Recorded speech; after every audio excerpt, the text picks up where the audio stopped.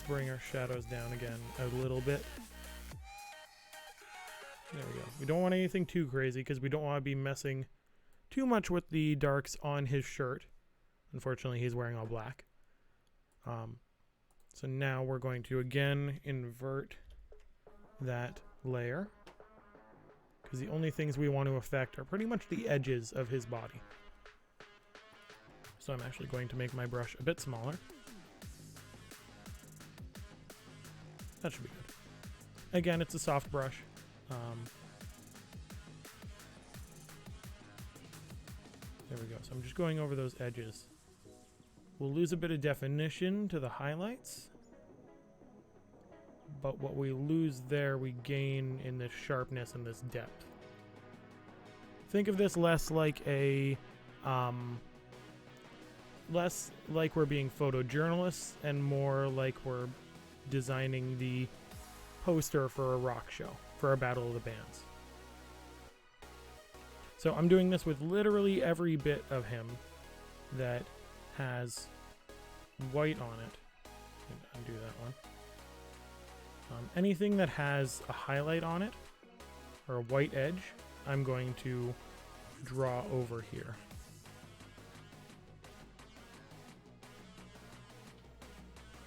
So, and you'll notice ultimately it's actually darkening everything.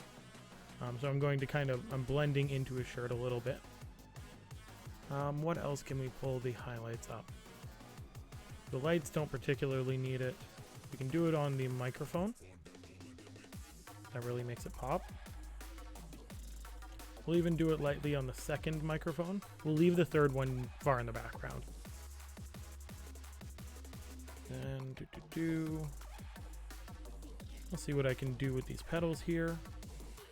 Anything that's really part of his kit that we kind of want to pop. I'm going to say that's good. Yes, Layla, this is a photo I took at a Battle of the Bands. I unfortunately can't remember the name of this band, but it's part of a whole series I shot, most of which are on my Instagram, actually. Okay, so when I go over his chain here, as much as I want to make the highlights pop, I've brought down the darks too much in my curves. So what I'm going to do is undo there. And I'm going to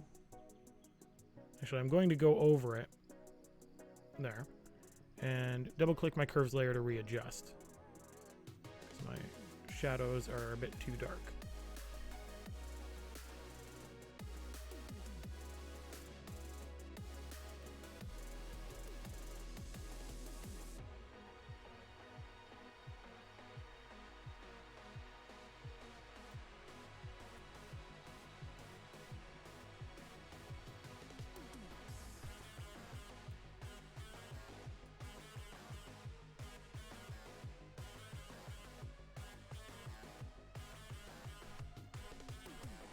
There we go. So I've still added no definition to the shadows on him, but I'm adding definition to these highlights. The last one I'm going to draw over is going to be the strap for his guitar.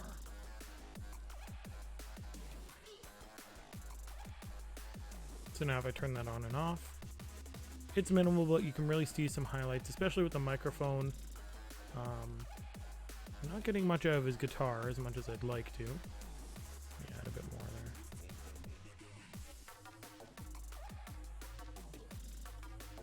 there. I'm getting a bit now.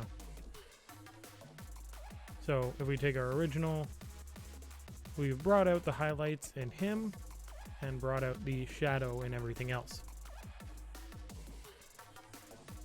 So you're like a fancy professional photography man. That's cool. I suppose that's one way you could put it. I like to shoot photos. I was actually at this event shooting a video for a band, Pacific Estate. And while I was waiting for them to go on, waiting for their turn, I figured I'd just shoot some photos of the actual show. But I shoot photos of whatever I can get in the rangefinder on my camera or viewfinder. The only other thing while we're on the edit, The only other thing I'm going to bring out the highlights in, I want to bring them out in the amp as well. Just because the amp is so close, it's not exactly the same depth as he is, but it's close enough. I really want that to be part of his set dressing rather than the background, the crowd. We also have a wonderful bit of action going on behind that with this person right here, which we'll see if we can bring out. So I've got these curves layers. Layla, can I ask your advice on something? It's about photography, don't worry. What do you need advice on with regard to photography?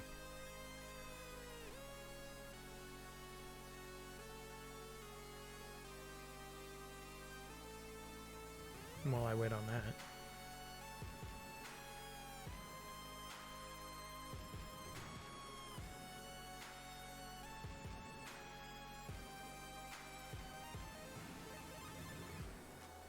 While I wait on that, I've applied the hue saturation filter or adjustment layer. I'm actually going to change the lighting that's hitting him head on and adjust it separately from the lighting that's hitting him from behind, again to give us some depth. Because ultimately that's what most of this photo is about. It's about separating that background from that foreground. So it's really a matter of what kind of color we want to work with. Ultimately, he's going to look no different than he did.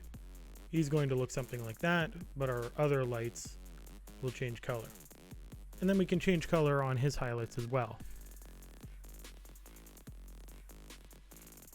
Okay, can I ask Layla what you're shooting on? Are you shooting on a basic DSLR? Are you shooting on like a little point and shoot camera, your phone? Because I can definitely give some advice on that, but it really depends what you're shooting with.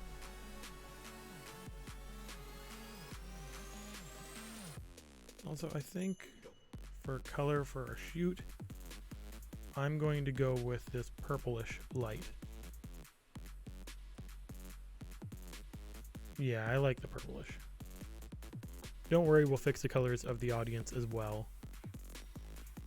So now we go into our mask. We're going to... I'm actually going to leave it normal and remove parts of the mask that I don't want. Like the audience being green.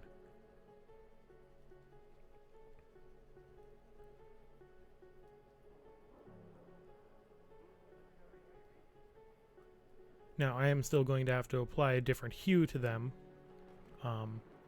but it definitely does not have to be this gross green color that we got going on. Canon EOS 4000D, Canon DSLR. Want to use manual mode because auto mode doesn't get it right. Auto mode definitely doesn't get it right. Shooting in auto was the bane of my existence for a very long time, and eventually I was shown how to play with the exposure triangle. So my biggest tips for you, first of all, are whenever you can, shoot outside, or shoot scenarios where you have lots of lighting. Like a stage show is great because the people on stage, assuming that's what you're shooting, they have all this powerful light on them. But when you look at any film set, anywhere that's being shot with cameras, they have way more light than the human eye needs, but the camera needs a lot of it. My biggest advice is the more light you have, the lower you can throw your ISO. That's the first thing I always try to do, is I try to set my ISO as low as it possibly can be. Then I'll go in and set my shutter speed and aperture accordingly. So if I'm shooting by hand, for example, on a camera that doesn't have a stabilizer, I know that my shutter speed can't go below 1/60. Because if I shoot photos below 1/60, I'm going to get motion, or I'm going to get blurred just from pressing the button. Never mind any movement I have in my hands. So once I've set my ISO as low as it can go and my shutter speed as low, well, to 1/60, I know that all I get to play with now is my aperture. Aperture adjusting my depth of field, being its primary use. So I'll set my aperture as wide as possible and try to shoot according to that. For example, at this show, I would shoot so that my man on stage is properly exposed, because I can always adjust things in the background.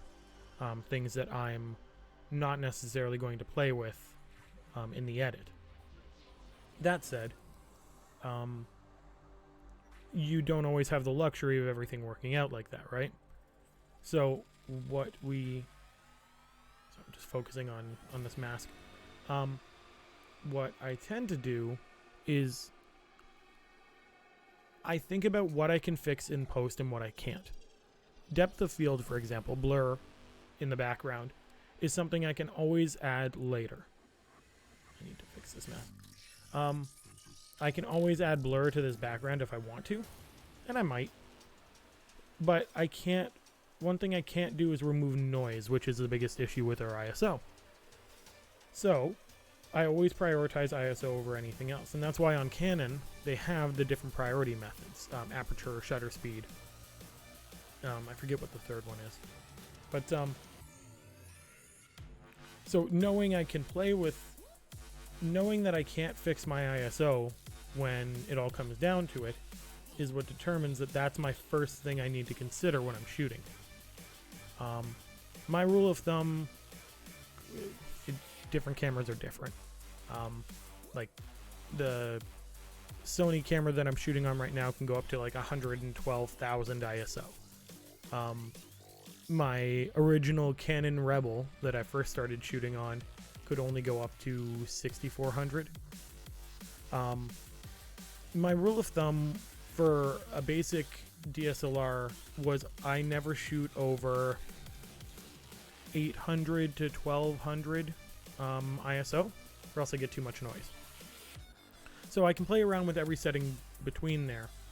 And then with regard to my shutter speed, I know that unless I'm going for a specific shot, where, for example, what am I doing?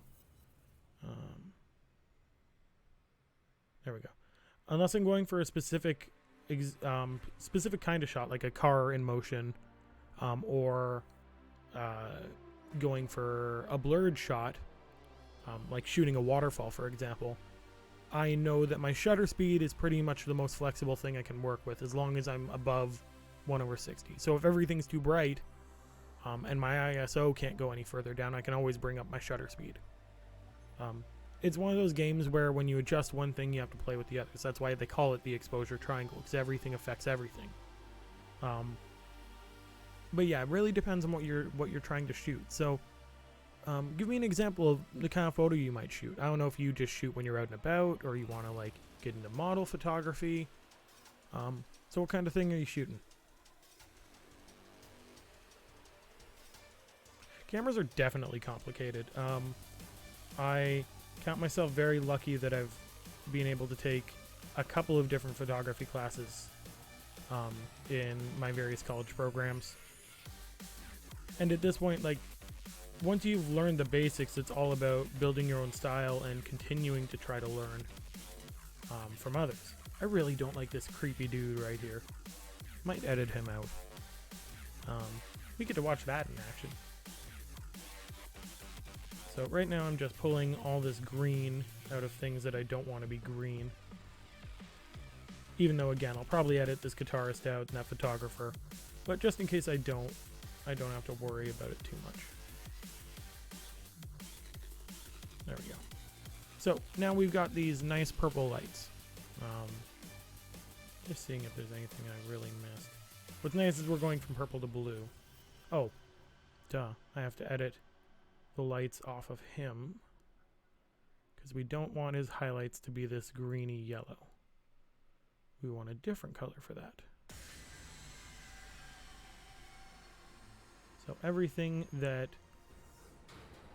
is on him is going to be maybe blue, maybe a different color.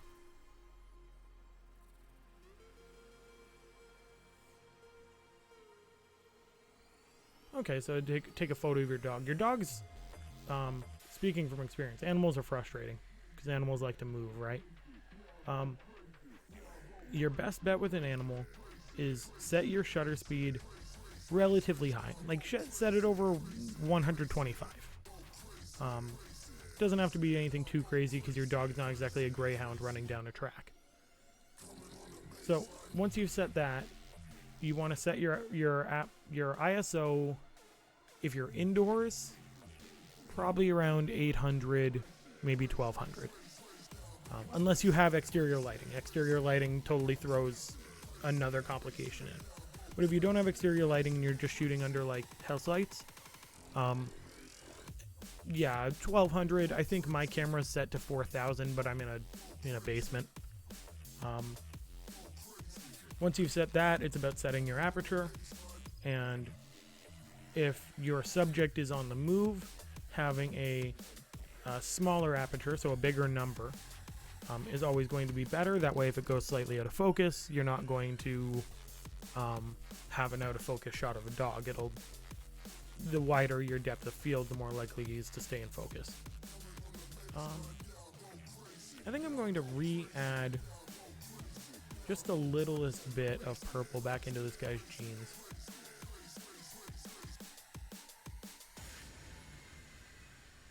Just to kind of like that hue on him. Especially in here where everything's kind of hazy.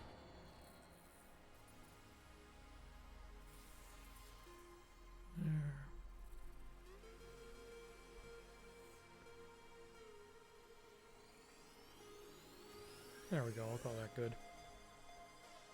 So what I'm going to do now is I'm going to make some groups and throw my curves into one.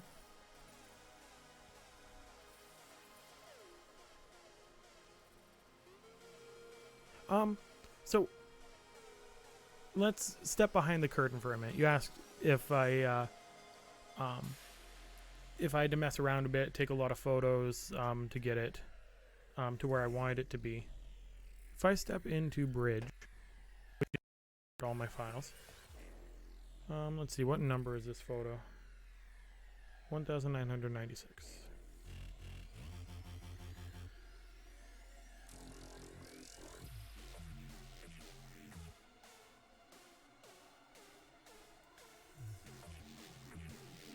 Well, simply the fact that the photo I'm editing is 1996, and I shot all the way to over 4,000 photos, is a really good example of how, first of all, I'm shooting in bursts.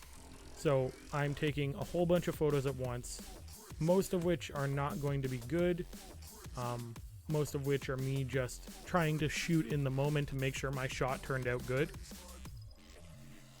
Some aren't good, some are great. Because it's a rock show and all the lighting's changing constantly, I don't know what's going to turn out and what's not. And I can't take 5 minutes to look through all my photos and make sure, okay, that one's good. We're all good. So I just shoot. Albeit I go overboard. For this one, I had a beer in one hand and my camera in the other. I'm just having fun with it. But what you get is you occasionally get that one gem. And you can honestly watch the show back practically. But you occasionally get that one gem that turns out into a good photo. So like, I'm currently editing that one photo, but I've edited all sorts of other photos to fit into one vibe, into one album. So depending on the band, depending on the angle, I change the style. So with this one, I'm trying to add some depth to it, right? But most photos I just edit in Camera Raw real quick. It's way, in my opinion, if you have a good starter for your photo, you're going to be able to edit a really good photo. Think of it like a sourdough in that regard. So right now I'm really trying to get some color in here, but I'm really going to bump up some contrast and some sharpness near the end to fit into that vibe that I was working with. Which brings us to our next hue and saturation layer. So first of all, the thing we have to remember is that we're ignoring this purple light here, because that's its own edit. So when I change it, I'm not worried about it. What I'm worried about is the color of the crowd, is the color of this guy's back. So I'm really liking this bluish green for the crowd. Not all of them. I'm going to have to split the difference on some of these people in the background, but these girls up front and that guy over here, we have a real nice color in there. compared to the original, in my opinion.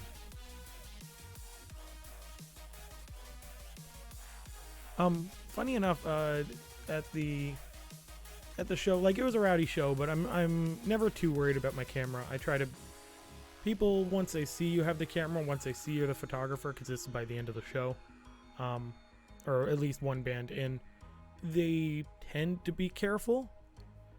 The other thing to note is that I was walking around right before this with my big stabilizer, which, how to explain it?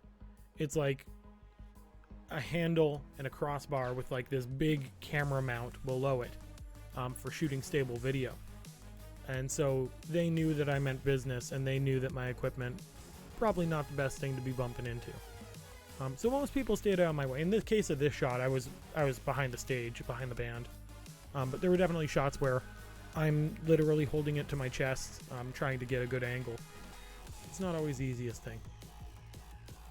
So with this hue and saturation layer, I'm going to invert it.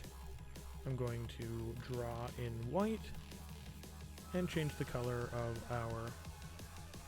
Okay, yeah, that's working. Change the color of our crowd. So she's no longer wearing orange, she's wearing red with an orange shirt wrapped around her. But her skin tone still looks pretty good. We're getting rid of this kind of gross hazy blue that's still lingering in there as much as possible. Turning her to... I actually don't like that green. This is why it pays to raise your mouse every once in a while, or your stylus. That way I can undo things without messing too much up. There we go, we're adding some pink into this guy's face. But yeah, to go back to your earlier question about how much work it takes to get a shot, honestly, once you figure out your exposure, everything else kind of goes with it. There have been many people who've... God, I hate that guy. Can't wait to get rid of him. There have been many people in the past who've described photography as more than anything the clever manipulation of light, learning how to master light, and they're not wrong. Ultimately, that's your 90% of the time your biggest consideration as a photographer is what's my lighting look like, where's my subject, and what's the light look like relative to them. Same with video, same with anything like that. Okay, how do we treat you? I'm actually calling that pretty balanced.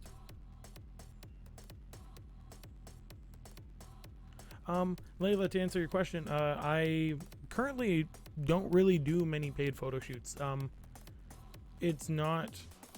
Photography is far from my main business. Videography is more my jam. That said, it's not like I don't shoot photos for money when it comes up. But it's a lot of work to build a business on that kind of thing, especially when you have another business and another job on top of it. Also, pricing photos is annoying.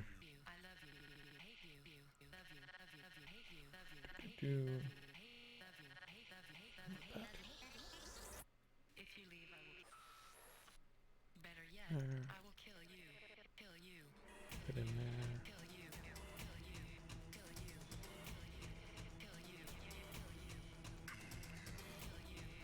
So I'm working with that original hue and saturation layer again. So I forgot that it turned these people yellow and not more purple.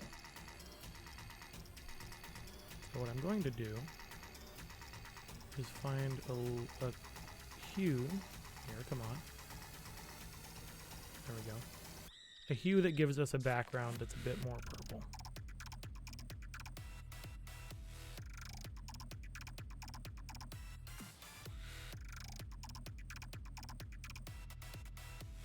Actually, I'm going to go with that original setting and just get real detailed with this.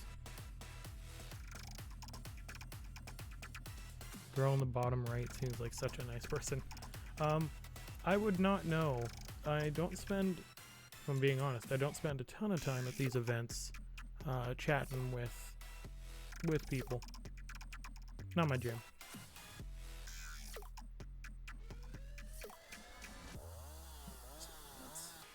black.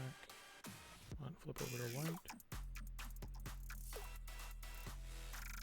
Okay, you're the one I need to adjust.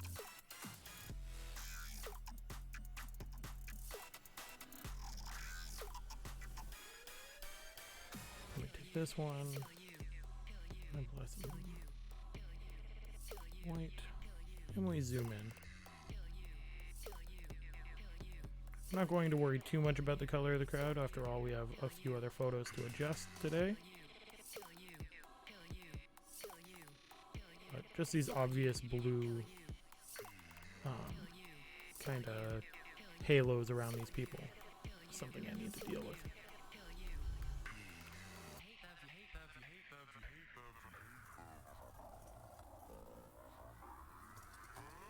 There we go. So the last color I'm going to adjust is the color on our Rockstar per se. So I pull up another hue and saturation layer. I find a color I like on him. Keeping in mind that our original color is going to be this purple for the lighting.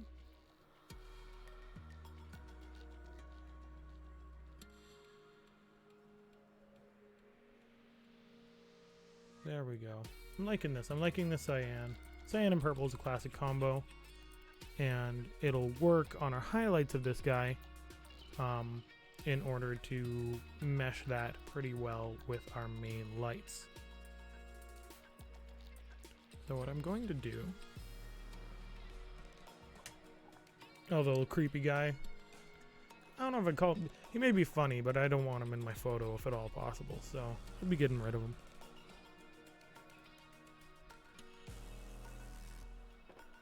There we go. So what I did here was I held Alt and dragged my layer mask from the original layer up to this this new hue saturation layer. Then what I'm going to do is Control I to invert it, and there we go. Yeah. So now it's way easier to just clean this up than it is to completely redraw the mask that we already needed. So for example, because I've already got my crowd a color I like, I'm going to use black to get rid of this layer.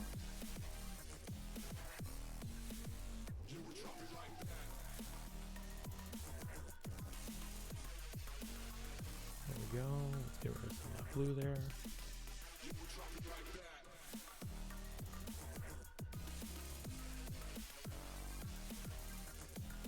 I might do one final hue layer in a second. Yeah. So now our Rockstar, his highlights are kind of this purplish orange. We got his shadows in this nice green. Might be a tad much, but I'll leave it for now. The last thing I'm going to do is one last hue saturation layer, only focused on this row of audience members here that have this blue hue to them.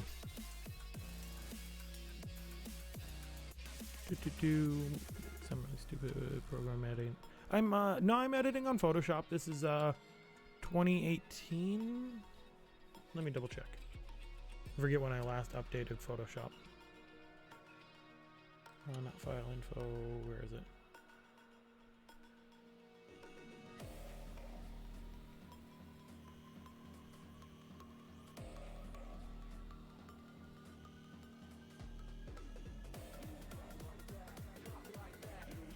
I cannot recall where to find my my version info, but yes, this is Photoshop.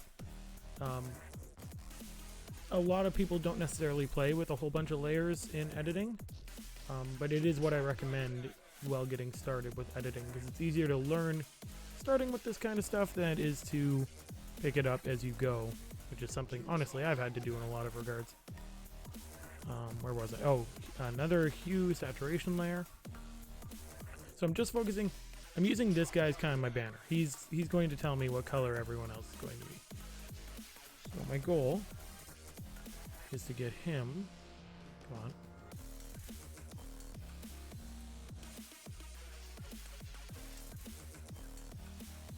Doesn't want to grab.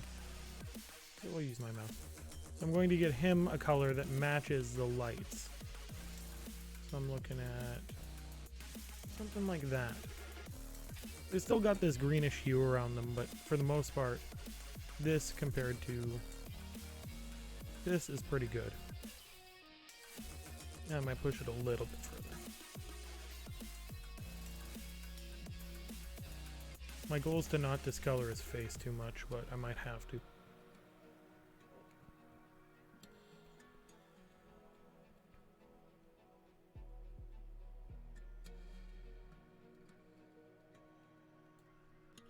There we go. So for this, we're going to invert it completely and just color over the parts we want to be slightly more purple with white.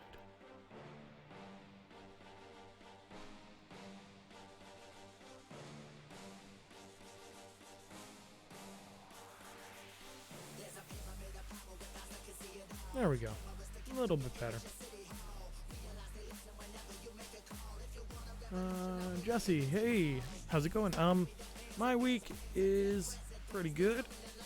As always, busy with class and all sorts of other work. I just had 3 of my video projects from before coronavirus suddenly reach out to me with due dates and questions and all sorts of things. So those are getting back on track, which is a lot to have coming down on you at the beginning of 1 week. But I'm hanging in. I'm slowly getting through it. Yeah. The whole keep on keeping on thing. So for those who are watching, this is what we started with. And after a bit of color changing and some quick edits to exposure, that's what we have currently. So the next thing I'm going to do, now that I have my colors all figured out, I'm going to make a new layer on top of everything. And this layer is going to be my getting rid of things I don't like layer. I'm going to close my layer panels for now. I don't mind this guy here. I might desaturate him later. But this thing right above him, which I think is an exit sign for the room, I hate it. I want to see it gone. And here's how we're going to do that. We have some really cool tools to do that I was playing with last week, that being the spot heal brush and the clone stamp tool. In this case, I'm going to use the clone stamp for this guy because it's pretty straightforward. And it's so in the background that I'm not too worried about changes in texture, which is typically our concern with clone stamping. So what I'm going to do is I'm going to hold, with this tool selected, I'm going to hold Alt. And when I hold Alt and click, make sure this is all correct. There we go. So now I have a sampling of this area that I selected before. So what I can do is I can quickly draw over. Now if we zoom out, you'll notice we kind of have this blotch of lighter color, and that's our big concern, is we don't want to lose, or we don't want our color to change, our exposure to change. So this is why we sample from different areas. So I'm choosing a slightly darker area, going to highlight the darker bits, choosing this area and just working down.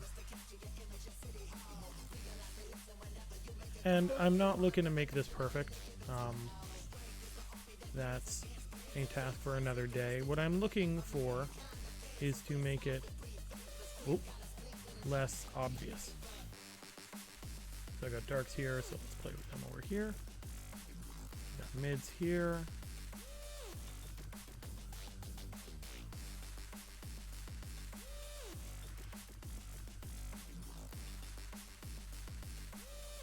I'm not loving much of this. Definitely that there.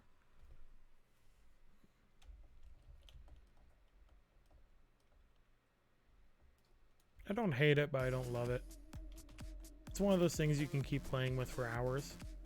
What I'm going to do, actually, is because this is on a new layer, I can just use my erase brush. Now, what I'll do, undo, There we go, it's disappeared.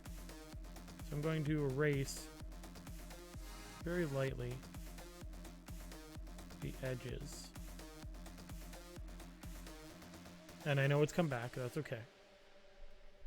So what we're going to do now is we're going to sample, hold down Alt again, and just work in the middle of this area. Essentially keeping in mind that we have our edges blurred to some degree. That looks a tad better to me. It's not perfect, but it's such a minute thing, I'm not worrying about it. My bigger concern is this creepy guy over in the corner. But yeah, let's see how chat is doing.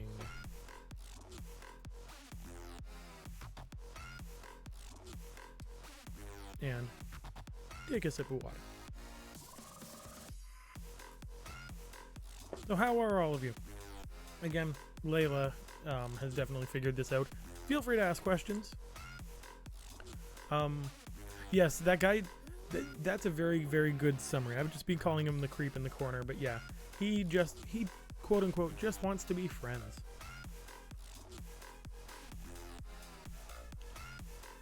Also, that random guy, if you happen to be in chat, sorry that you look this way in my photo. So let's get clone stamping and make this man disappear.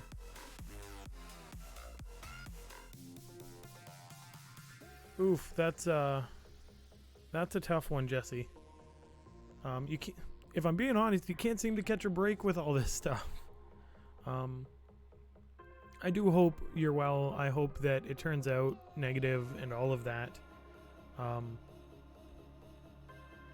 But yeah, I don't envy you your situation. Mind you, at least you're not being completely erased from existence like this fine gentleman.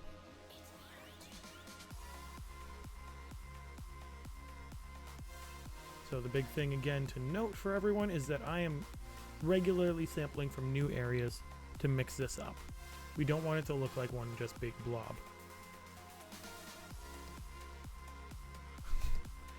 Fair enough, I won't jinx it. Knock on wood.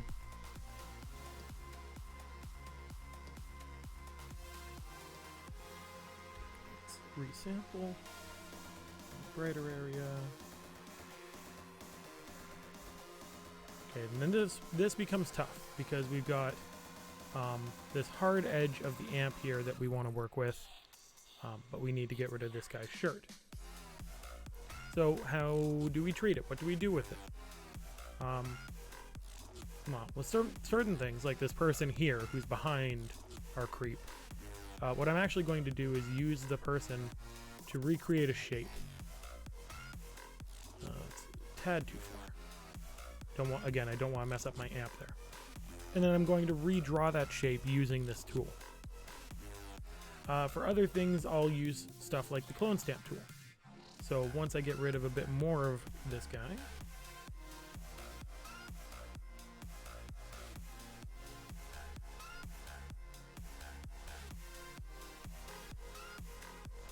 man, it's like he was never there. Let's zoom out just to take a look at it.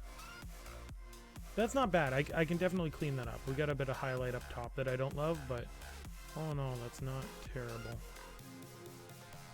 And that's the thing. The more zoomed out we are, the more we can see how kind of splotchy this is and start to fix it. What I'm actually going to do is for that one big splotch up top, I'm going to make my brush a fair bit bigger. Sample.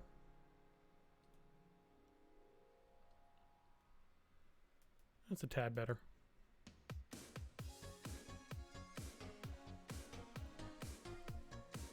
Ultimately, we can also apply a blur here to help clean things up, and then apply some new noise here to make it look just as noisy as everything else. But let's deal with a bit more of this guy. So, what I'm going to do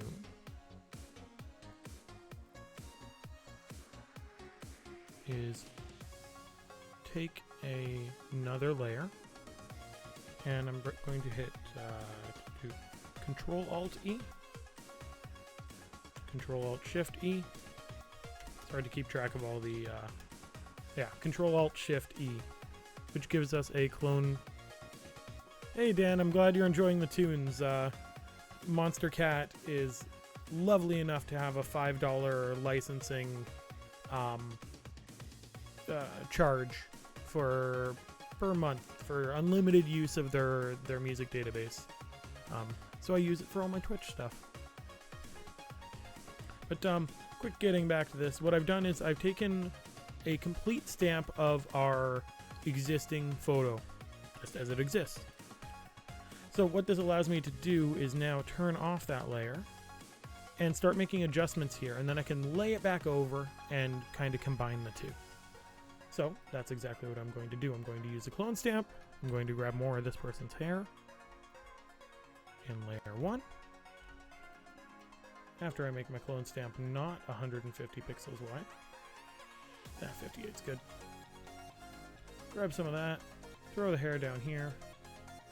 Just enough to cover anywhere where the amp is or this guy's existence is.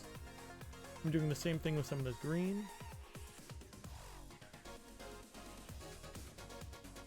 Oh. There we go. So it looks nice and rough right now, right? But if I throw my first layer back on and then erase enough of the layer,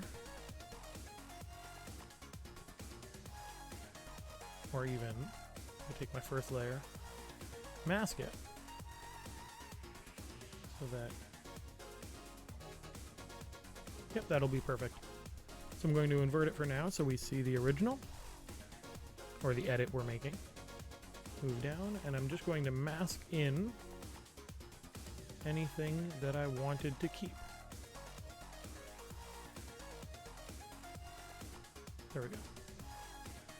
And I'm going to make my brush smaller because we're being pretty fine with this kind of thing.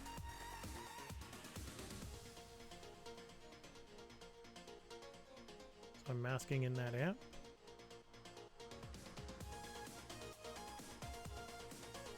I'm masking in the straight line on it, but I'm trying not to go high enough to give too much of this guy's shirt.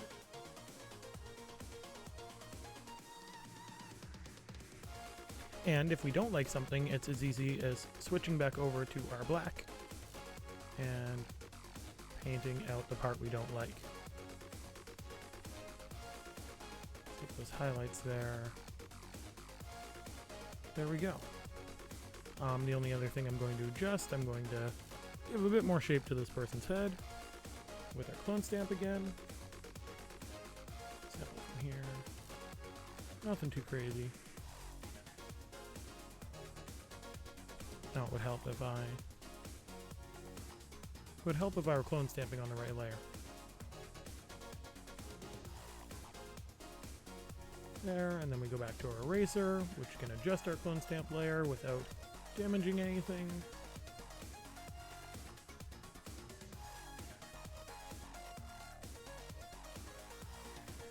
Going to undo that because I accidentally brought back some of that guy we don't like. It's really just kind of this give and take thing where we add, we subtract, we find a nice little balance. There we go. That's a good shape. Let's see. Let's see how that looks compared to the original. So I'm going to create another group. I'm going to call that group creep. And I'm going to throw in layer 1, throw in layer 2. Make sure that they're in the same order I threw them in, or I originally created them. And we made a man disappear. Congratulations, you're part of that Thanos-like eradication of a single person. So not only did we get rid of him, but we also got rid of that little exit sign in the corner. So there's a lot more we can do here to really punch up our exposure, really make this pop a lot more. But ultimately, once I crop this down and throw in a bit more exposure, let's throw in real quick one more curves layer. Let's go with a basic S curve. Not quite so extreme as that.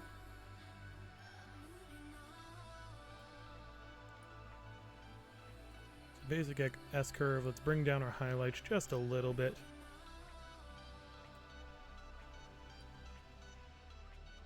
We could bring up our shadows to give us this kind of hazy feel. We could bring down our shadows to give us more contrast. I'm going to go with this hazy feel. Then finally one more layer where I create a layer. I press Ctrl-Alt-Shift-E to do a clone stamp of or a clone of our entire image. Then Ctrl-Alt-U to desaturate. Then with that desaturated layer, let me get over to there. With that desaturated layer, we're going to change our opacity blending to overlay, and it looks terrible. But then we're going to go up to filter, we're going to other, into high pass, and we're going to adjust it until we feel that it's the sharpness we want. I'm going to go kind of low because everything is a bit sharp and contrasty already. I'm going to hit OK and see how that looks.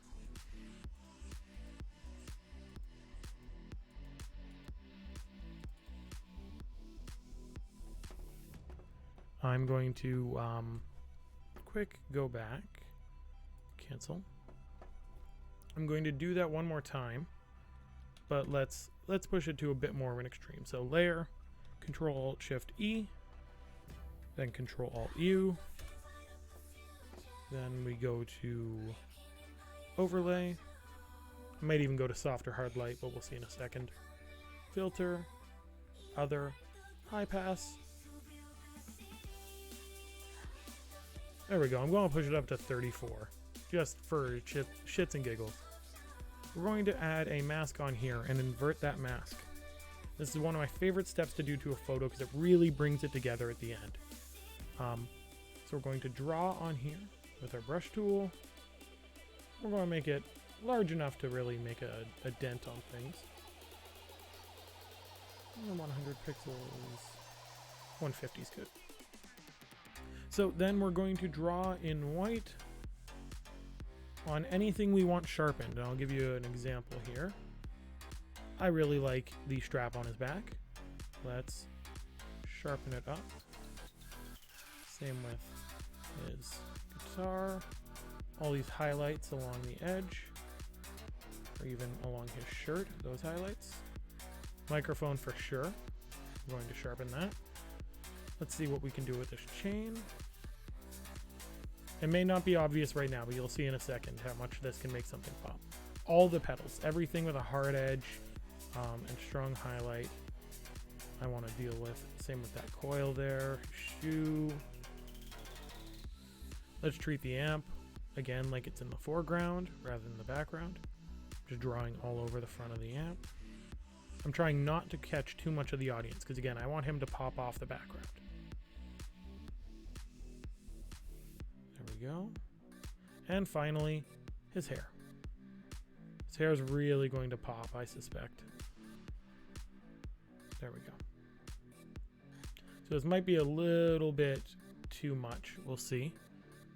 But if I zoom out, and then I just turn on and off. Oh, here, let me quick just add some to the side of his pants.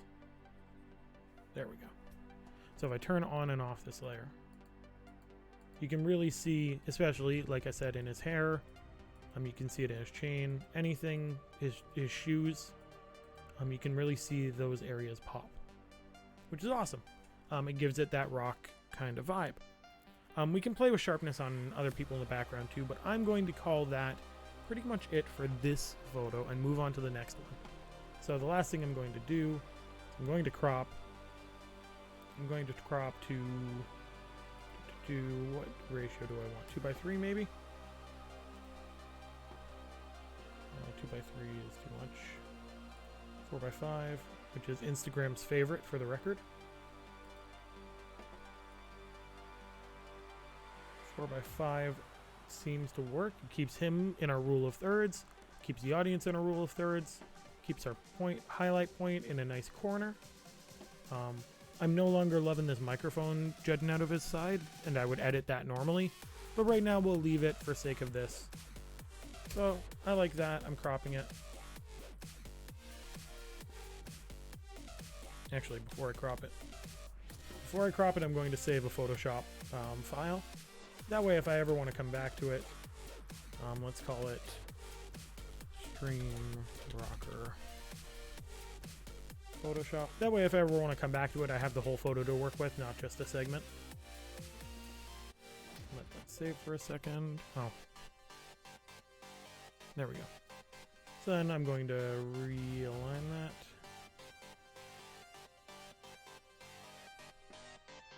I'm actually going to pull it over very slightly. Cut off a little bit of that guy, but it throws our rocker real nice on that rule of thirds. So we'll crop it. Then we go to, because I like the look of this, we're going to go up to filter, camera raw filter. This is just my preferred, oh, cancel. What we're going to do is we're going to flatten our image so that everything blends into one layer. We're going to, yeah. So we flatten our image, we go up to filter, we go to camera raw. This is my preferred way to throw a quick vignette on everything. So we have two options. We have either in, where is it? Yes, we have one in lens correction and we have one in effects. Lens correction is meant for literally correcting a lens warp, because wider lenses tend to throw a bit of darkness around the edges and warp the perspective of our shot. So I'm not going to use, I don't typically use this one. What I'll use is post-crop, which allows me to adjust certain things, like how much our highlights come through, how much feather we have in our vignette. So if I wanted none, I could do none. Of course I want some. Our roundness, I'm going to go less round. And our midpoint, I'm not too worried about. And then I'm setting it to highlight priority. That way, again, our lights come through, our audience comes through. We're only really darkening the dark areas that already exist. So I'll hit OK there. That adds our filter on. Then the last thing I'm doing is my image size. Just real quick, I'll go to 75 and set my height to 1080. It's square, but whatever. Adjust my 75 back up to 150 if I ever want to print it. Then I'll adjust my color profile, which is how I shoot my photos.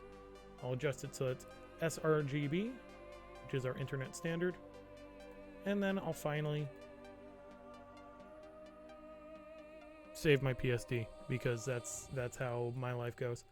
I'll save it as a JPEG. It's okay, I can recover that original photo without a few of the edits, so I'm not too worried. Stream Rocker, JPEG, save. There we go. I'll probably throw that on Instagram unless our next photo looks even better. On the subject of our next photo, let's pull it up. So the next one I'm going to do, I'm thinking I'm going to do a black and white, is shoot 2. This guy right here. So ultimately there's a lot we can do. You know what, I'm going to do this edit mostly in camera raw just for the sake of screwing around with it once I take a sip of water.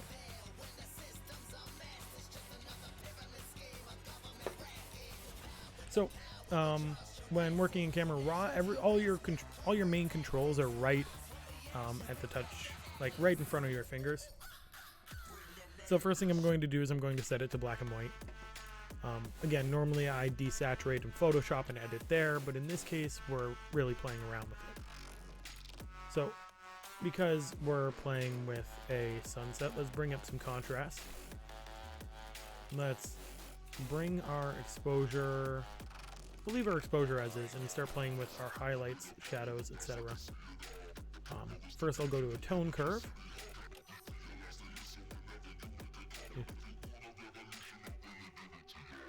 I'll adjust my highlights up so that my sun really pops. I'll bring my lights up a little bit, my darks down, and my shadows. I'll bring my shadows down but leave my darks fairly normal. That way we really have her popping off the screen, but we maintain a lot of the depth and texture. Our contrast isn't so high that we lose quality, per se. So let me make this a tad bigger. There we go.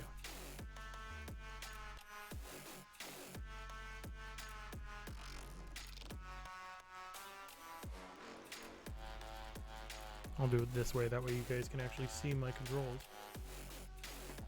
There. So the only other things I'm going to adjust, these are effects sliders, to say the least. Texture, clarity, and dehaze.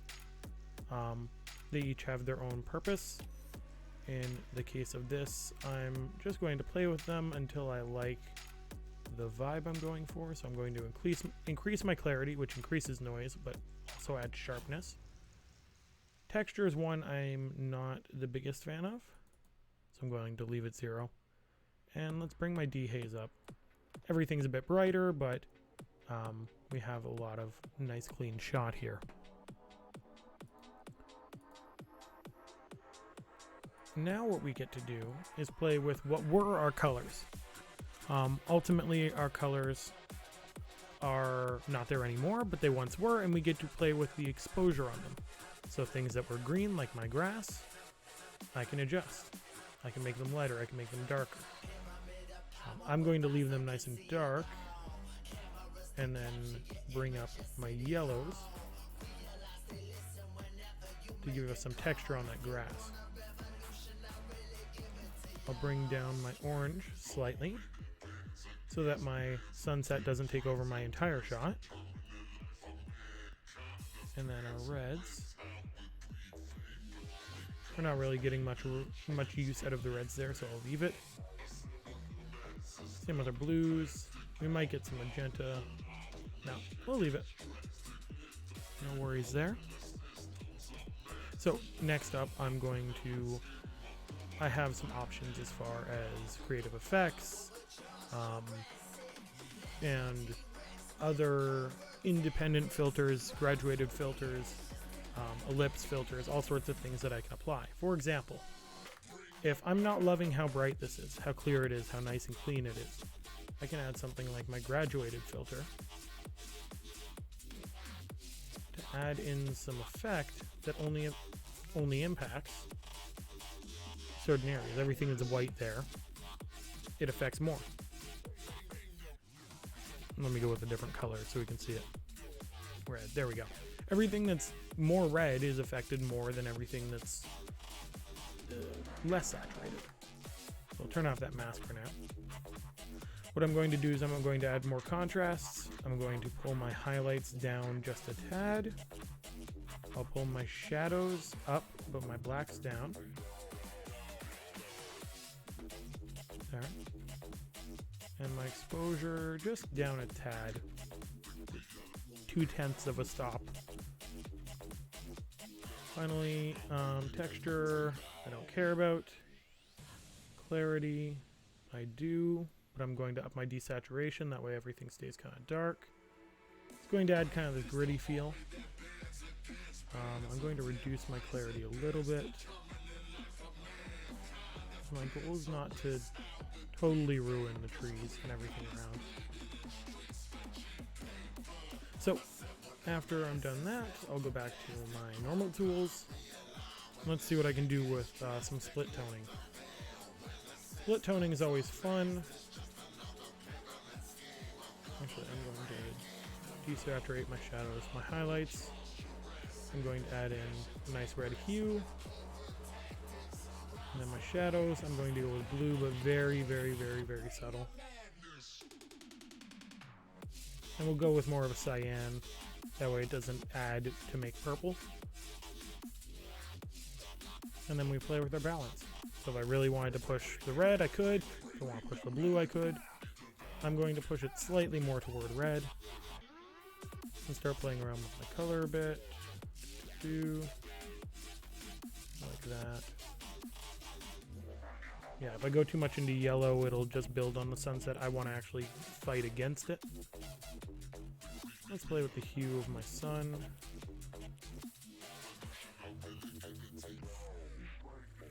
Yeah, I'm digging that red. So plain and simple, that's the basics of this After Effects, or the Camera Raw. I'll add a very slight crop, or a vignette. Lots of feather. There we go, that's good enough. That was a quick edit, right? Mostly because, well, A, we're just playing with Camera Raw. There's a lot less, there's a lot fewer options in Camera Raw. It's a really good way to quickly edit a photo, or get it to where you want, and then apply more effects to it, because ultimately, if I click Open Image, we're greeted with our edited photo. And 3, 2, 1, there we go. But you'll note that if I move my chat box over here, you'll note that our only layer is a background layer. So all these effects I just applied are permanent, for lack of a better term. We can always back out and re-edit from scratch, but if I try to apply effects and get rid of that red, I can't just turn off a layer, which is a danger with Camera Raw. That's why if you're trying for full control and full adjustability, that's a word, right? I don't know. Work right from Premiere, right from the start. Do your very basic edits in Camera Raw, like your contrast, your color, and then start working with things like curves layer, hue layers, different masks, all sorts of things. So right now I'm not going to save and export that one. I'm just going to jump right into our last photo, because this is one of my favorite kinds of photos. You'll note that I have 3 shots of the same thing. I did it for a few different tombstones. And these shots come together to create what's called an HDR photo, a high dynamic range photo. Essentially what it does is we take our normal shot, which is this one, we add in more shadows, and we add in more highlights.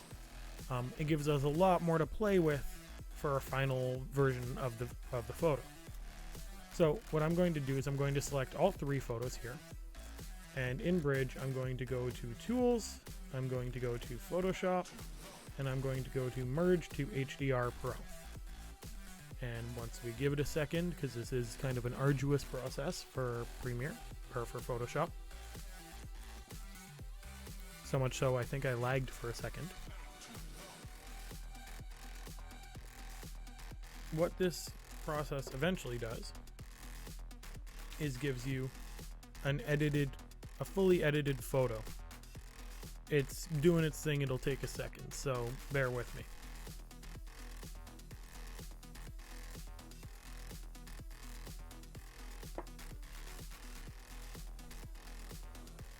So in the meantime, how's everyone doing?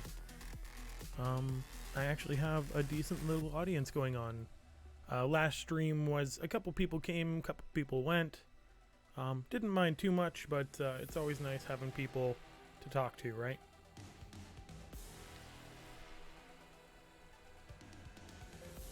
There we go. So on my other screen, which I'm pulling over now, we are greeted with this. And this is HDR Pro pulling up our photo for us. Jesse's just chilling. I like to think I'm doing the same. Mind you, I get to edit photos while I'm chilling. So there's a few different things we can adjust in here. The first thing we can adjust is we can remove what are called ghosts. And what that does is it chooses one photo to focus on and use as our we use it as our base photo. That way everything focuses in on that. It's very good for if you're shooting a big crowd in HDR. Everyone's going to be moving slightly in the span of taking 3 photos. So you choose one as your focus photo. So sometimes I'll remove ghosts, sometimes I don't. Depends how it looks for the finished product. In this case, I'm removing ghosts and using this middle photo as our main focus. That way our words are in focus, our little maple leaves are in focus. Everything, blades of grass, you name it, anything that moved. Then we want to make sure this box is checked. Complete toning in Adobe Camera Raw. And we're going to tone in ACR. That's going to create a file, which is going to take a little bit of time, because again, this process is arduous. In the meantime, Dan, doing well. Good old rendering time. Yeah, rendering time. The best part about rendering time is you get to charge for it. But yeah, it's definitely, it's frustrating. Animation's worse. I've spent hours waiting for animations to render. So I'm more than happy to let a HDR photo render for a few minutes. But yeah, so soon enough, we're going to have Camera Raw pop up again. And that's where we're going to start with the base of our editing. We'll just add a bit of contrast. We'll just add a bit of exposure adjustment there. And then finally, we'll bring it into Premiere and really start getting into the meat of it. So you can already see that there's way more depth in this photo than there is in this photo. And that's what we want. You'll note that I'm able to push my highlights. I'm able to push my exposure way further on either end because I'm working with technically 3 photos instead of 1. Lol, make that dough while you sip your coffee. More or less. Dan, I remember you rendering one of your YouTube videos back in Niagara once. And we were just sitting there chilling, like study group, all that kind of thing. And you're just waiting and waiting and waiting, and your render crashes. And apparently, if I recall, it was at least the second time it did it. I look back on that with fond memories, watching you suffer. For the record, Dan is one of my old classmates from Niagara College. So in here, I'm actually going to just honestly hit OK and bring our photo up in Photoshop. There we go. So first thing we're going to do, we're going to get out a crop, and I'm going to add a curves layer. After all, we have all this exposure to work with. Let's start working with it. The first thing I'm going to do is I'm going to add an S-curve. Just look at all that contrast we can get. Don't get me wrong. There's an extent, you can only push an HDR photo so far before it starts looking like a crappy HDR photo. And that line is one that every photographer has to learn to walk. But there's a lot more we can do with this photo. Dan, story of my life. Jesse can feel that pain, especially with videos. Yes, so Jesse's one of my video students. And already has a bit of a background in videos. So yeah, I think everyone can empathize with how much rendering sucks. But hey, at least I'm working, at least in theory, we have computers good enough to do it. And hey, it's a lot of fun to make videos. It's worth the pain, in my opinion, most of the time. But I remember for a documentary I did, I had to rotoscope. Simple rotoscope. My subject was walking across the frame, and I just had to rotoscope a title behind her. And in the entire documentary, which was a 20-minute doc, that maybe 15 seconds took 4 hours to render. Everything else rendered no problem. Like, it was like bang, bang, bang, going through files, or through video previews. But that goddamn rotoscope. I submitted my final assignment 5 minutes before the due date because that rotoscope took so long. Yeah. Oh, Ditsy's in the chat. Ditsy's one of my friends from Mohawk. Yeah, you know exactly what I'm talking. That'd be Lara walking in front of the title of the documentary. That was bad. Good times.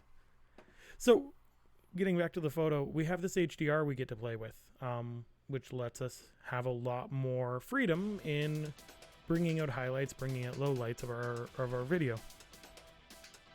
Better than the old days of rendering 3D animation. Fair, very fair. So, the first thing I'm going to do is I'm going to create a curves adjustment layer that plays on the low lights of our photo. There we go. So I'm adding a lot of contrast in this layer for good reason, because I really want to pull a lot out of these tombstones before anything else. So with that curves layer open, I'm going to invert the mask, and then I'm going to use my brush tool to, where is it? There we go. I'm going to use my brush tool to draw on all this contrast and detail for these stones. Because yes, I want everything to be hazy, because nice sunset shot, but at the same time, we want some clarity in our shot. We want everything to be nice and clear. I'm thinking I might also desaturate this. I don't know what you guys think. I don't know if it's cliche to do kind of a sepia antique look over something like this, but I'm feeling that vibe.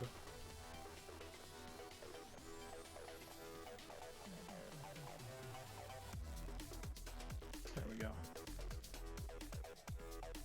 So this doesn't have to be perfect. We can clean up things at the end. I just want to make sure everything that's in focus is going to be nice and sharp.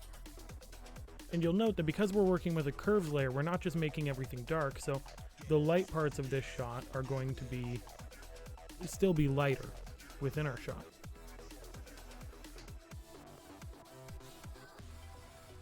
Now let's see, Jesse kind of likes this look. That works for me. I might still adjust the color of the grass to be just a little bit more, little bit deeper. I might go for more of an autumn feel, despite this being shot in autumn.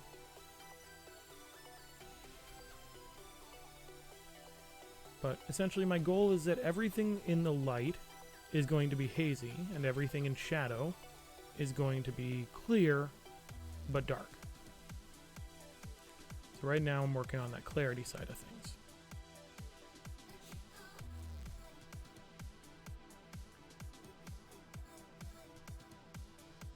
You'll note that anything further away is getting darker, which in the case of this photo I'm not necessarily loving. I might actually adjust that.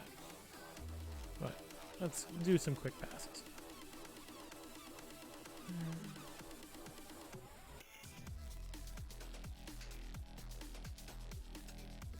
We'll get the idea of everything and I'll clean up toward the end. Also, shout out in chat if my camera suddenly turns off. It means I have to change battery. I think typically it lasts an hour and a half. Anywhere an hour and a half to 2 hours, depending on how well charged it is. So immediately, just turning on and off this layer, we're given a lot of depth in our shot. But our goal is to make everything feel realistic, not so that everything that is sharp doesn't feel silly, it doesn't feel fake. Last thing we want is for this to feel like a fake rendering. So what I'm actually going to do is add another curves layer, presumably. Yeah. I'm going to add a high exposure curve. There we go.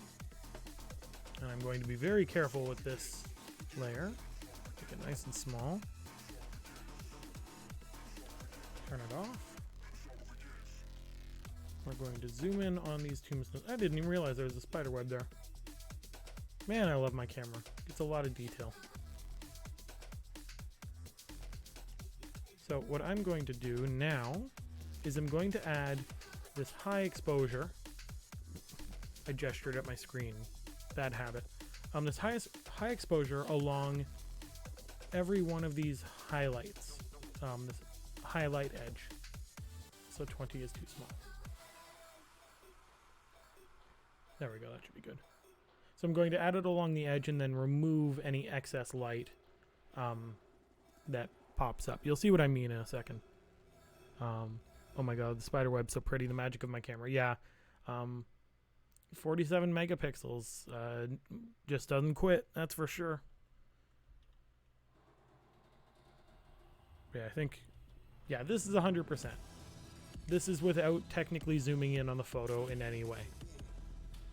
So yeah, this camera doesn't fuck around, that's for sure. But let's get this exposure added.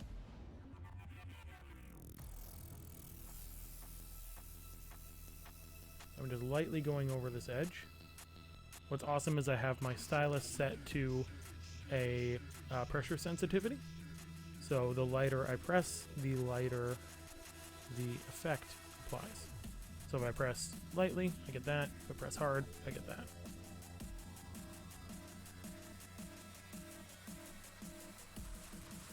Have I thought about streaming an art? That's a really good call, Ditzy. I had not, because normally I'm streaming a class, and so I don't really, I just throw myself in just chatting just for the sake of it. But that's a good call. I might do that next time around. I definitely wouldn't mind building a bit of an audience for this kind of thing. I definitely enjoy it. So on the top of the tombstone, I'm not actually going to add light here. What I'm going to do is add light here on this edge. Anything where the light meets the shadow. And this will give us, we talk about that kind of hazy feeling of a sunset. This will give us that haze without us having to muck around with any other setting on everything we just added contrast to.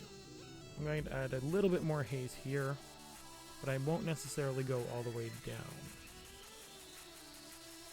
Or as I go down, I'll go lighter.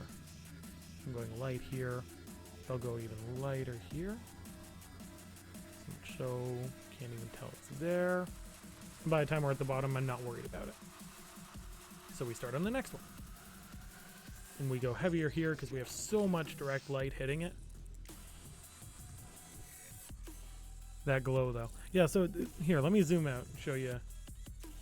Like, it's not perfect yet. We still have to clean it. But it definitely gives us this kind of popping off the background feeling, this haziness. All I have to do is clean it up so it's not quite so cartoony, not quite so obvious, right? But also, once we zoom all the way out, these effects kind of blend into each other. There are other things we can do too, like other types of brushes we can use. Unfortunately, I don't have any downloaded onto my computer at the moment.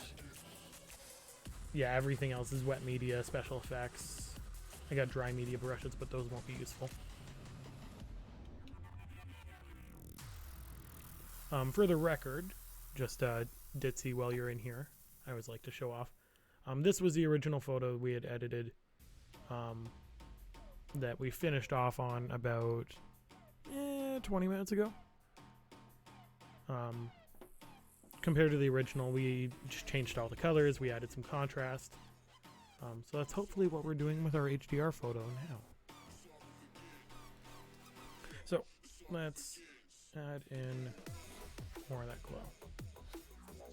And again, I'd normally be much more careful, but we're going through this nice and quick.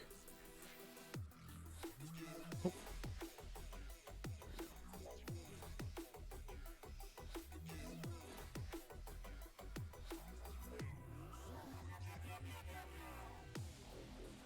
There we go.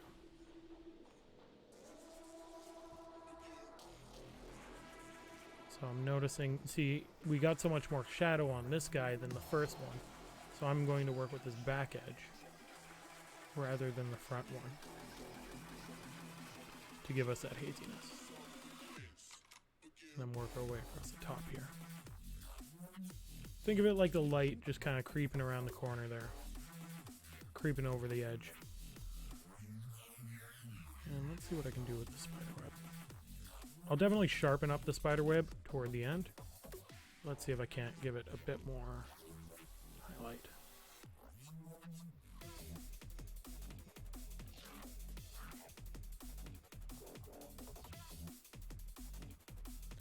So our next step is normally...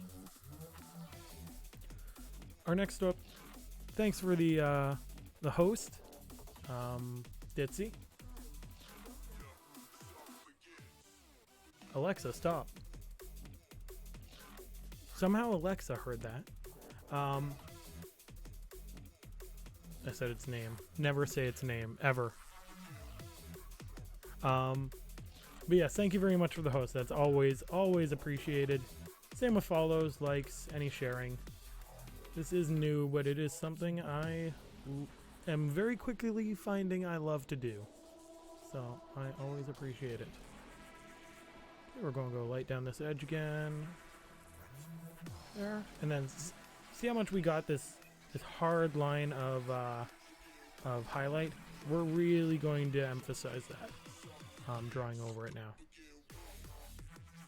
And then what we'll do is once it's all painted, first we'll adjust our curve and then we'll paint back over to get rid of any excess, like this excess glow that we don't want. There, go light there. Since that's such a hard light, we want a very soft light on the back end here, so it won't paint much at all. Once again, hard light there.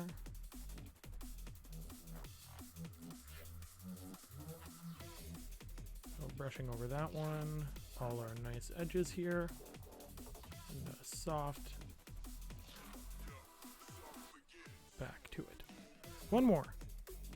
Saying its name gives... Ditzy equals... I'm not going to say the second word. Saying its name gives it power. Absolutely. I'm the Fat Man. How are we doing today? Pretty good. How are you doing? Just editing some photos and chatting with whoever wants to talk. Yes, as much as I love having included Amazon's bit of technology in my household, mostly for jamming out to music while I cook, it comes at a price. That being, in my room, I can't say the word computer, because that's its trigger word. So some of these, this looks a bit better than others. On our tombstones that are further along, we definitely got that glow look we want. If I turn this on and off. For these ones closer up, I'm going to have to kind of diffuse this a bit more and correct a couple of little errors I made. But it's nothing crazy, nothing too hard to fix, especially because we're in we're working with a mask. So I just go back over. Not bad, just uploaded some photos, in-game photography. Don't think you're skilled to do what I'm doing.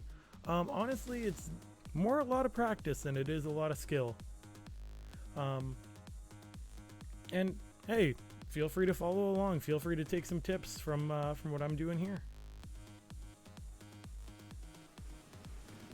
There we go.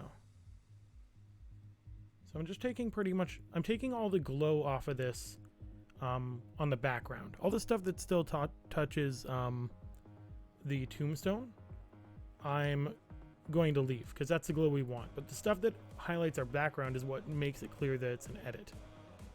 So I'm just very carefully going over that rough edge. Trimming up a little bit of this too. Need a decent camera first. Don't even have a DSLR. You'd be surprised how awesome your shots can be just working with like a cell phone, like a decent smartphone. For the record, China's now looked at my camera. I was going to say you all, but you're on the other side of a computer. No, Ditzy, in fact, is someone whose cell phone photography I very much admire, because I'm not necessarily the best with this. I shoot on my DSLR, which is currently my webcam, or sorry, my mirrorless. But yeah, all it takes is understanding the basics of photography, like what makes a photo look good, how to compose a shot, and just a few editing techniques. What's awesome is I used to shoot on my old Sony Xperia phone, and I'd shoot shots on the phone. I'd import them into Photoshop or Lightroom on my phone, and then edit them all there and put them on Instagram. And they turned out pretty good. Like, they're not 47 megapixels, no, but also your cell phone didn't cost you thousands of dollars and a whole subscription to Adobe, right? It's definitely enough to get you started, and if you find that it's something you love or something that can make you money, ideally both, it's worth pursuing, in my opinion at least.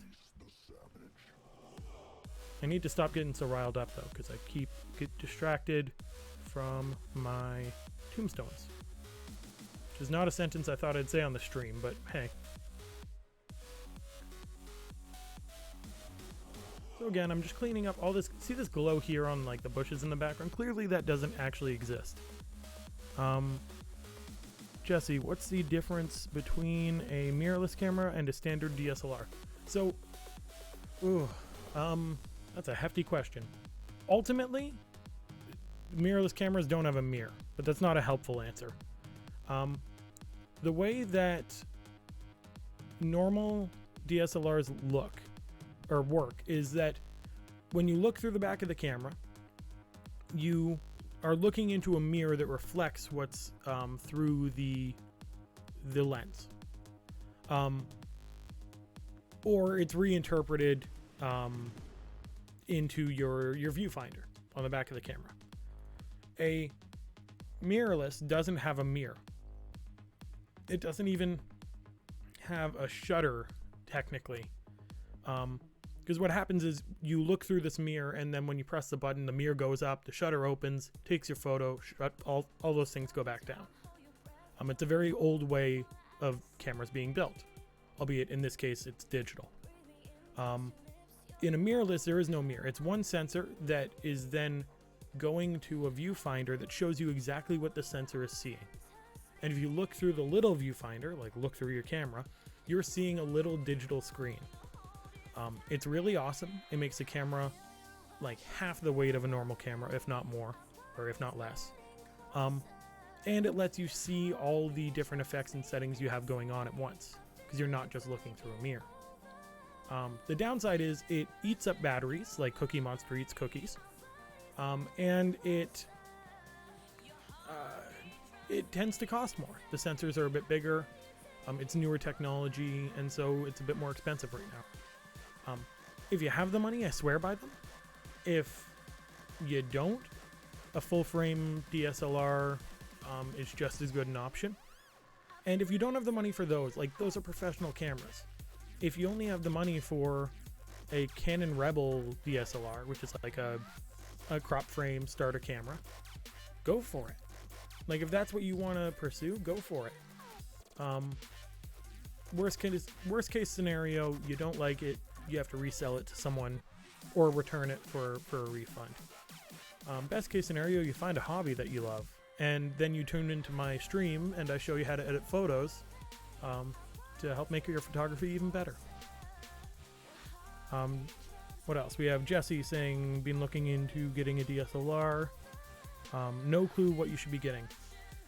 Ultimately, I'm going to start editing again while I talk. Ultimately, it comes down to budget.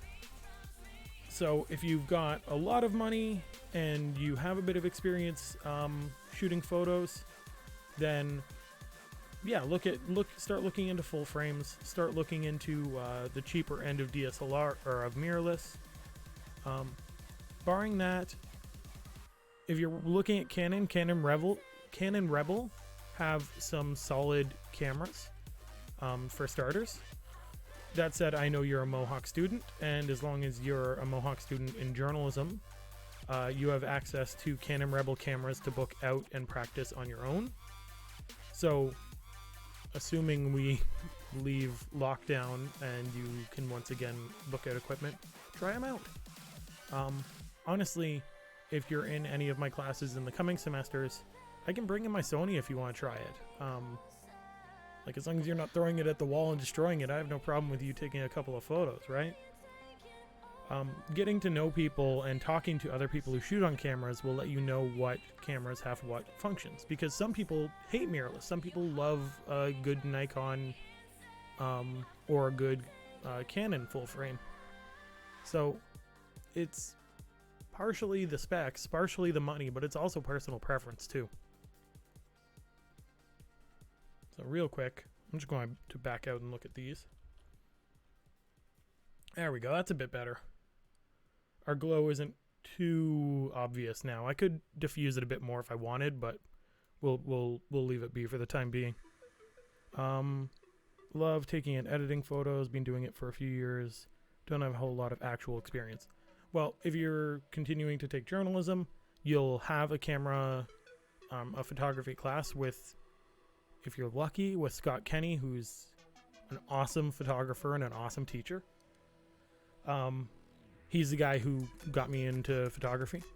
But yeah, at the end of the day, practice. Start off with a basic camera, or even start off with your phone and editing those photos. And start to figure out what you like. Start to figure out what kind of photos you like to take. I shoot everything, but there's definitely preferences. I'd love editing a photo of a flower much more than even a photo like this. I have the credit from summer 2018, taking it again. Yeah, it's always worth taking it again. I've taken 3 photography classes at this point. Funny enough, when I was at Niagara College, I hated my photography class there. The teacher was I'll call him a butt. We didn't get along. We properly argued in class once. Let's see, what else should I do with this photo? Let's change up some color on here. I'm not loving the green of the grass. So I created a hue saturation layer. There we go. That's a bit too saturated, but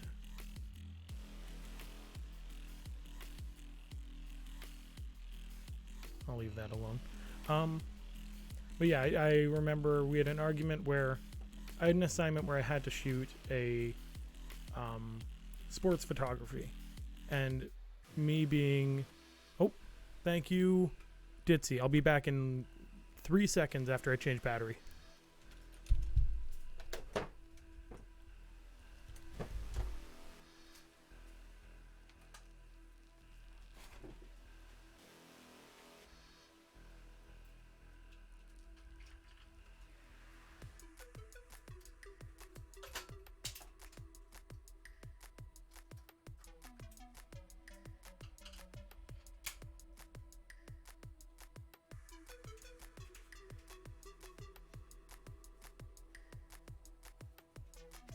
There we go.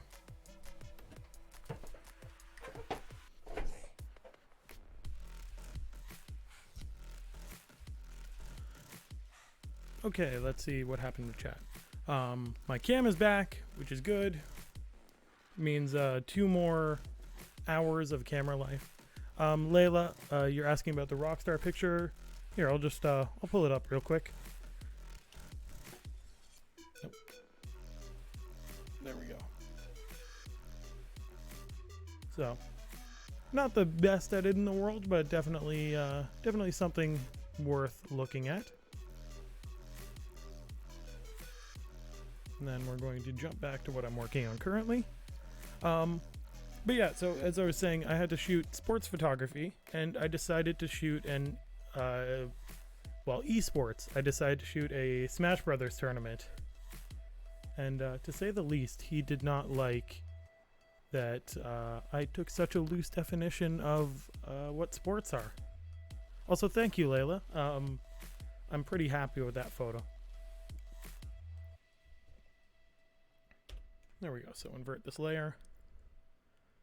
Going to add a bit more color.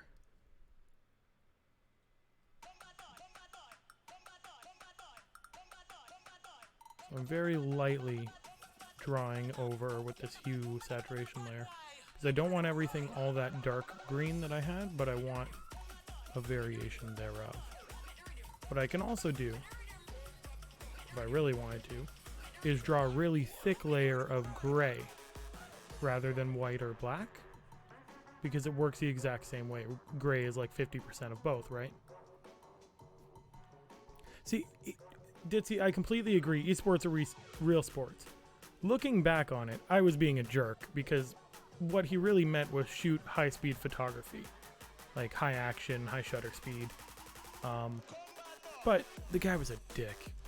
If Dan is still watching this stream and in chat, he can probably speak to how much of a jackass that guy was. And I don't tolerate jackasses, so I decided to, not only did I argue it with him, but I actually brought it to the higher ups. I argued the mark I received because he said sports and not athletics. There we go. Getting a bit more green in here. What I'm trying not to do is paint over the tombstones too much, or gravestones, just because I don't want to add discoloration to them all that much. A bit more here. There we go. There, now the grass doesn't look quite so dead. Bye, jackbutt. But yeah, so I remember taking that class and hating photography. Like, all his critiques, everything that guy said about photography was just dumb. In a lot of ways. I think part of it was I was a pre-media student. I don't think he cared nearly as much about that class as he did his actual photography students. But I got a lot of good experience out of it. I shot photos of my friend Nick's band. Oh, let's undo that one. I don't like green there. Yeah, I shot photos of my friend's band. I got a lot of experience with the camera, and I was shooting on like a little point and shoot. You couldn't even call it a DSLR. It's like same kind of photo or same kind of camera your great aunt would take on vacation to the Caribbean. It was a crappy little camera, but it served its purpose. I could still shoot in manual. I could still learn the basics, right? Then flash forward to Mohawk. I have a good teacher and access to some decent little cameras, and suddenly I can shoot much better. And now I'm shooting even better. Most partially because of equipment, but also just a lot of experience. So what I'm going to do is I'm going to actually speed up this process a little bit. I'm going to throw a camera raw filter on here. First I have to Control Shift E. There we go, get a copy.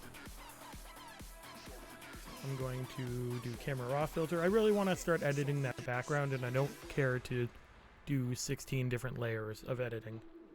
So what I'm going to do is I'm going to use a graduated filter, draw it downward, and let's using my mouse. I'm going to just double click on all these options to reset them to 0.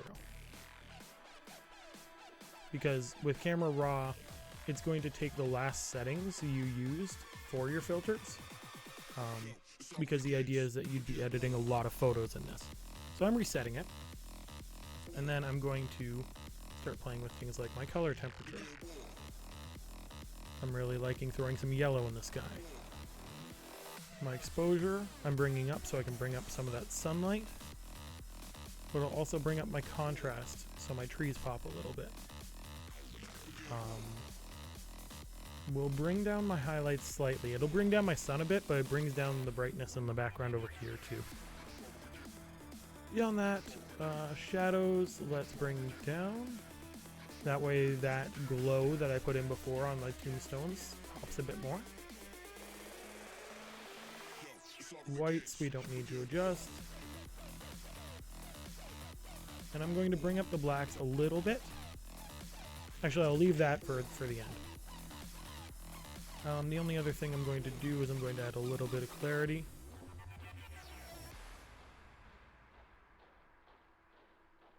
Add some clarity, and I'm going to switch over from edit to brush.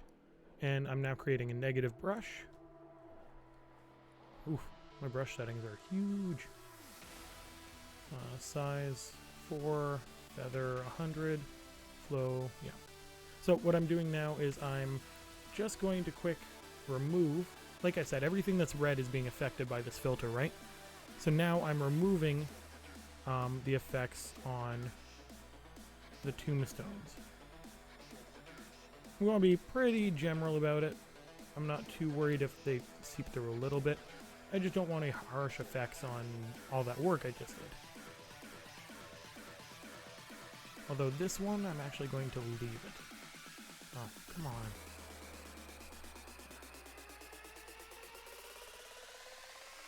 Because I want to see what it does with that discoloration from the highlight. Erase from that guy. Erase from that one. And that one. There we go. Now if I turn the mask off. If I turn the mask off, and we can really see how this affects it. Okay, I'm going to remove it from that first tombstone. But if I adjust my exposure like crazy, you see it doesn't affect all the tombstones I just changed. I'm going to remove the effect from this first guy.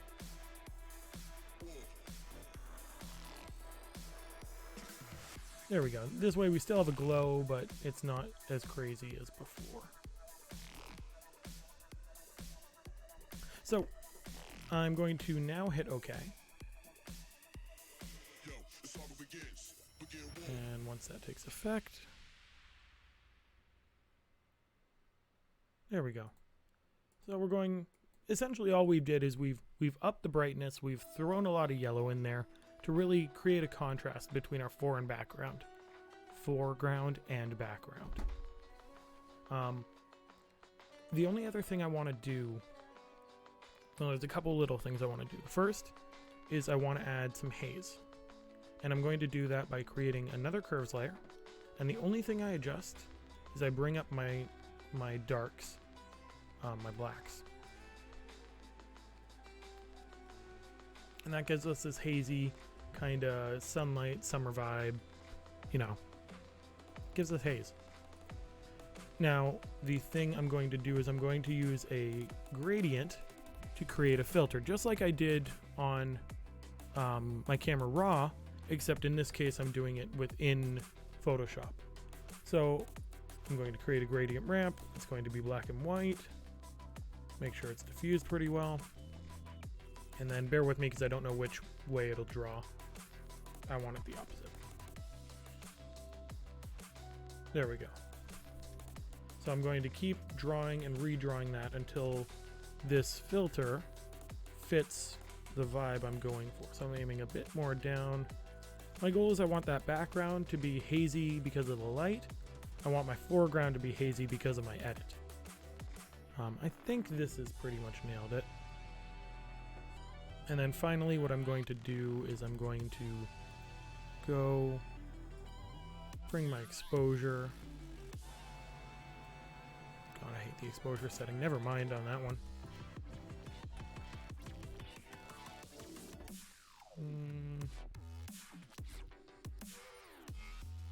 Yeah, I'll bring my levels.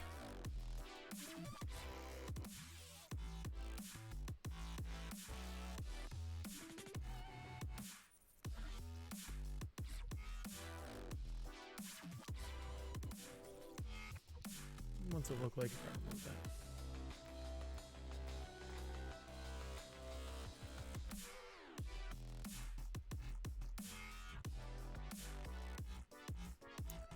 Jesse, I'm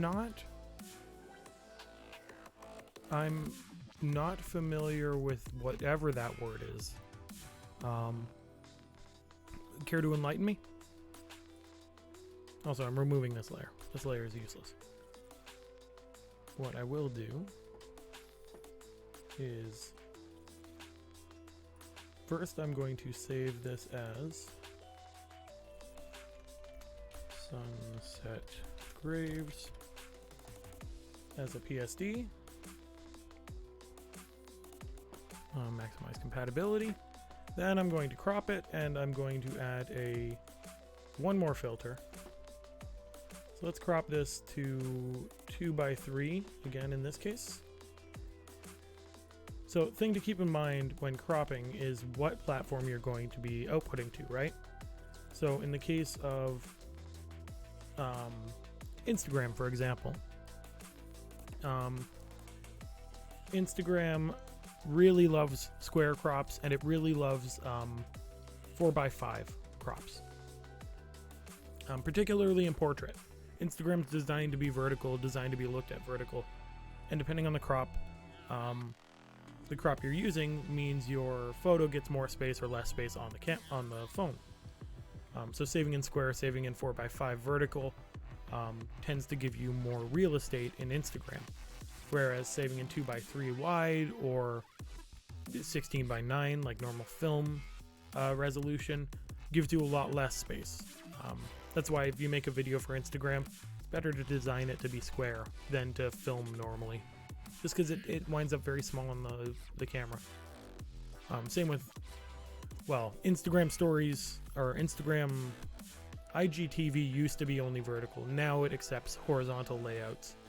But it was the same thing. If you're filming for IGTV or filming for an Instagram story, you literally just turn your camera sideways and edit like that. So I'm not loving that crop. I'm going to adjust slightly. There we go. Jesse, mainly a series of games. There's been a TV show made of it. Group of students get stuck different places, forced to play killing games to get out.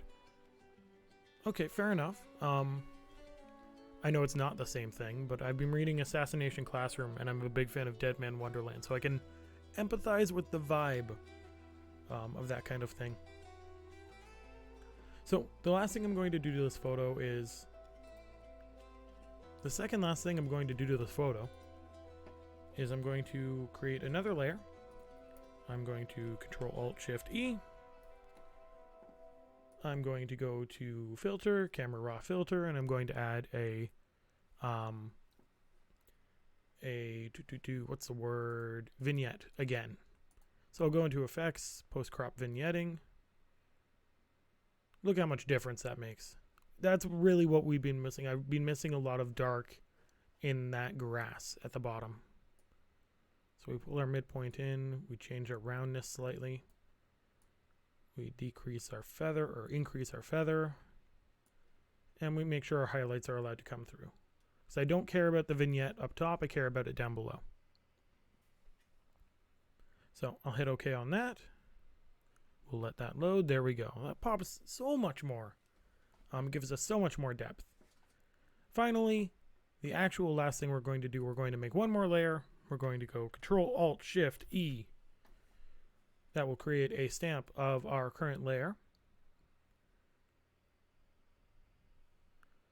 Jesse, I mainly think of it with this picture because there's certain cutscenes about how the world around them supposedly ended, everyone died, except for the students who were trapped in the school or on a resort type place.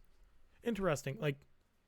Well, ultimately, what's cool about this photo and the reason I took it was these are war graves. If you're not familiar, these, as well as one grave that was in front of them, which was I believe a captain's grave. These men all fought in World War II, I believe it was, and died. And so I found it very fitting. It was a very nice scene to shoot, right? I figured I'd put out Remembrance Day, put out a photo like this, but never got around to it. Same with every photo I did in here. But yeah, it's a little serene photo. And I do recommend, for those who aren't creeped out by graveyards and that, once all this is over, taking a walk in the Dundurn graveyard. It's a very quiet, reflective place. I love it. So I've created this new layer. I'm going to press Control-Alt-U to desaturate it, I'm going to switch over my blending mode to overlay. It looks nice and terrible. We're going to go to filter, other, high pass. There we go. Now we're going to bump it up so that our sharpness is nice and high. I'm loving right around 50. Of course, we don't want our entire photo to look like this. It's a little bit jarring. So I'm going to add a mask. I'm going to invert the mask. And I'm going to lightly draw over everything we want that just to be a bit sharper. So our edges are definitely something we want to highlight. Honestly, our tombstones in general are pretty much what we're trying to highlight here with this sharpness tool. This works a lot better than the other sharpness tools like sharpening and all that, because this is something that we can erase. If we don't like it, it's a mask. We can change it back. In fact, I think I'll find that I don't like this. But let's see. Anything else to sharpen? No, not really. Maybe there. So it's not the biggest change in the world, but it's worth having as a final step. Is just bringing out that little bit of sharpness, especially in the texture of our tombstones. And I'm actually going to add a little bit more to this one so that it doesn't feel quite so blurry.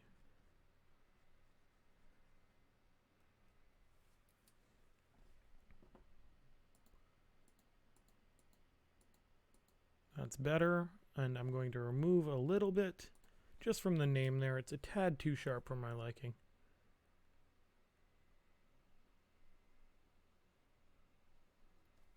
There we go.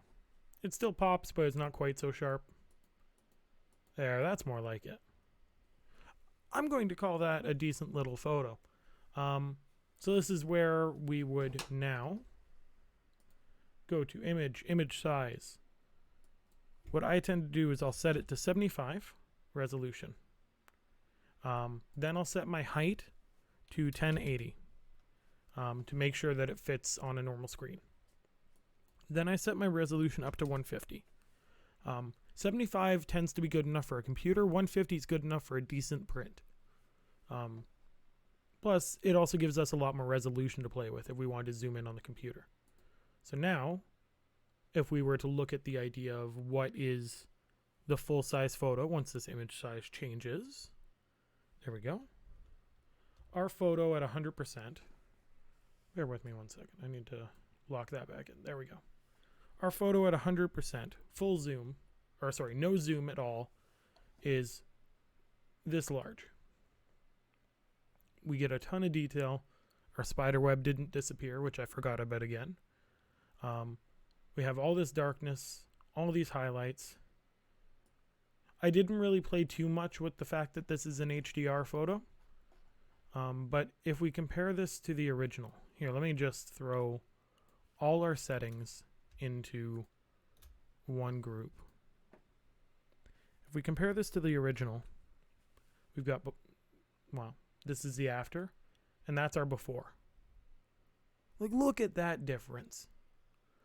That's the power of a photo edit. And looking at the after, we can see where there are things that, like, I'm seeing some of our highlights on the graves might be a little bit too much because I've been looking at them for so long. And that's something you have to remember, is that your eyes get used to the edits you're doing. But that before and after, you can't beat that. Yeah, I think I'd get rid of a bit of the edge on this guy. But yeah, so before and after Hollywood Edition, Dan.Chan. Good to see you're still in chat, Dan. But yeah, it's crazy. I love it. This is what I love about editing. It's the same with video. To take all these individual little components and turn them into something awesome is just a really cool feeling. It's the same with any art. That's why I call this an art, is because it's more than just following rules. It's really making something your own. So I want to ask why my music suddenly died.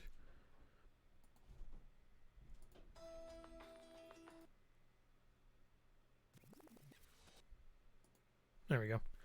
Honestly, it won't matter too much longer, but I want to thank you guys for tuning in for this live stream, whether you were here the whole time, whether you tuned in and out. No worries. That's what I'm here for. Yeah, thank you for tuning in. Thank you for all your questions. Thank you for being an awesome group in the chat.